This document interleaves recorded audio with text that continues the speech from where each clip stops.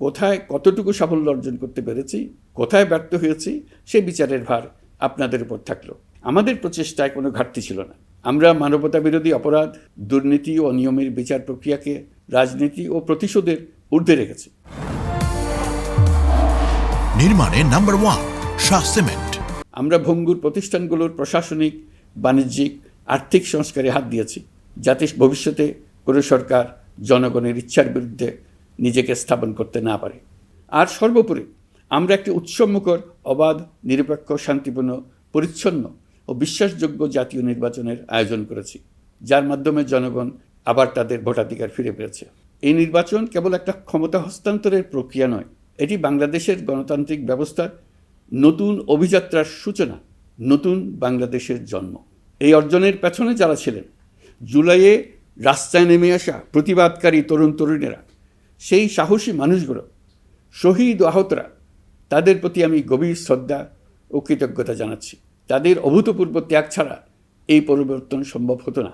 এই প্রক্রিয়া সফল করতে দেশের আবালবৃদ্ধ বনিতা সকলেই সহযোগিতা করেছেন। প্রাতিষ্ঠানিক দিক থেকে দেশের রাজনৈতিক দলসমূহ, নির্বাচন কমিশন, সকল আইনশৃঙ্খলা বাহিনী, সশস্ত্র বাহিনী, সরকারি কর্মকর্তা কর্মচারী ও প্রশাসনের প্রতিটি স্তরের সদস্যরা আন্তরিক সহযোগিতা করেছেন। আপনাদের প্রতি আমার আন্তরিক কৃতজ্ঞতা রইল। আপনাদের ধৈর্য, পেশাদারিত্ব ও আস্থার উপর ভর করেই এই পথ চলা সম্ভব হয়েছে। প্রিয় দেশবাসী, 24-এর গণ অভ্যুত্থানের সময় দেয়ালে দেয়ালে তরুণরা যে নতুন বাংলাদেশের স্বপ্ন এঁকেছিল, তার কেন্দ্র ছিল প্রাতিষ্ঠানিক সংস্কার।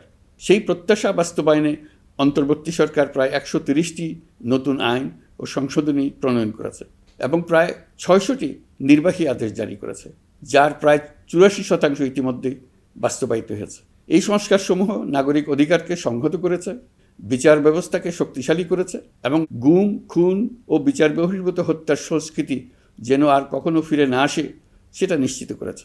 আমরা দায়িত্ব গ্রহণের সময় দেশের আইনশৃঙ্খলা পরিস্থিতি ছিল অত্যন্ত ভঙ্গুর। থানাগুলো ছিল পুলিশশূন্য, জনগণের মধ্যে আস্থার বদলে ভয় ও শঙ্কা তৈরি হয়েছিল। ধাপে ধাপে আমরা সেই অবস্থার পরিবর্তন ঘটিয়েছি।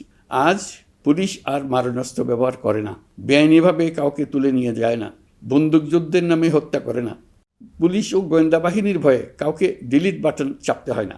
জনবান্ধব ও জবাবদিহিমূলক বাহিনী হিসেবে গড়ে তোলার লক্ষ্যে পুলিশ কমিশন অধ্যাদেশ 2025 প্রণয়ন করা হয়েছে। বিচার বিভাগকে স্বাধীন ও শক্তিশালী করতে পৃথক সচিবালয় গঠন, বিচারক নিয়োগের স্বচ্ছ কাঠামো এবং দেওয়ানি ও ফৌজদারি আইনে যুগান্তকারী সংস্কার করা হয়েছে। সেপারেশন অব জুডিশিয়ারির জন্য মাজদার হোসেন মামলার রায় আমরা বাস্তবায়ন করে গেলাম।